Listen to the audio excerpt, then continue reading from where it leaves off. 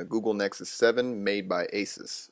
My awesome wife got this for me for Christmas, and I thought I would try my hand at making better unboxings in a better resolution. I've started using a DSLR, so hopefully I can evolve my channel into something more pleasurable for you to watch. Without further ado, let's get into this thing. Right off the bat, you see the tablet wrapped in its awesome plastic. We're going to put this off to the side and go through the box before we dig into the actual tablet itself. And if you've watched any unboxings in the past, you know the drill. You basically get some documentation, micro USB cable, and the wall charger. You might get lucky if you bought a Samsung tablet or whatnot and get a set of headphones in addition to all this junk. But recently I've noticed quite a disturbing trend where manufacturers are not including headsets anymore. HTC, for example, used to give you earbuds, but not anymore.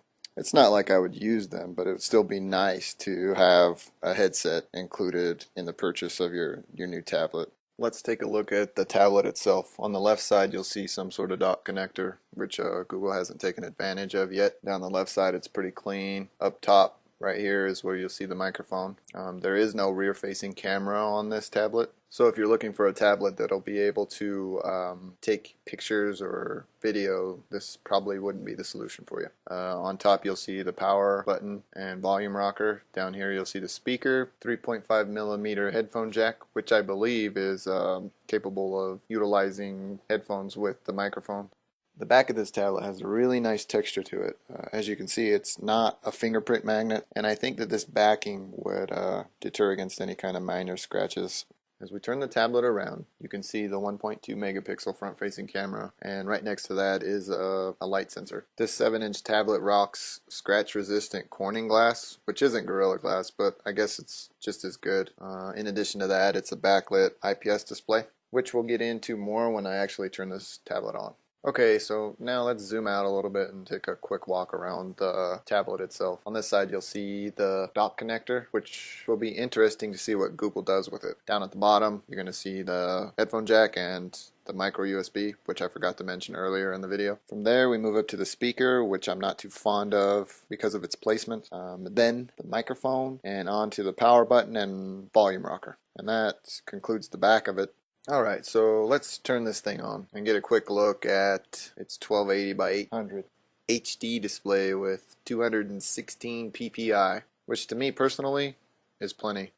This HD display looks outstanding, and for the cost of this tablet in total, completely worth it. Okay, so out of the box this ships with Jelly Bean 4.1.2, and I tried to think of some things that I considered a quick look. Things that I considered important. If I were in the market for a tablet that didn't take a big chunk out of my wallet, I would want to know the actual capacity, because stated capacities are not actual capacities. Thankfully, this comes with 27.58 gigabytes of usable space. And also the Wi-Fi speeds. I have decent Wi-Fi here in my home, so let's go ahead and take a look at that. I'm not a big tablet gamer, so I won't be taking a look at quadrant scores or Geekbench, simply because I haven't purchased Geekbench, and I don't think I will, because benchmarking is not that important to me. I'm more geared towards actual use and how the device or whatever I'm looking at performs while I'm using it. I will go out on a limb and say the Tegra 3 processor that's inside of this thing will probably handle any and all games that you throw at it.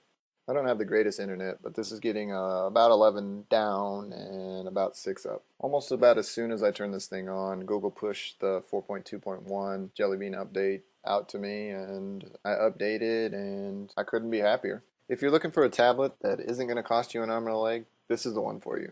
Definitely. In addition to that, it's lightweight and its form factor are probably the most luring thing about it to me. I've avoided the iPad mini because of cost, processor, and display. With that said, the screen resolution on this thing isn't bad at all. The Tegra 3 is a beast, and the cost is relatively cheap.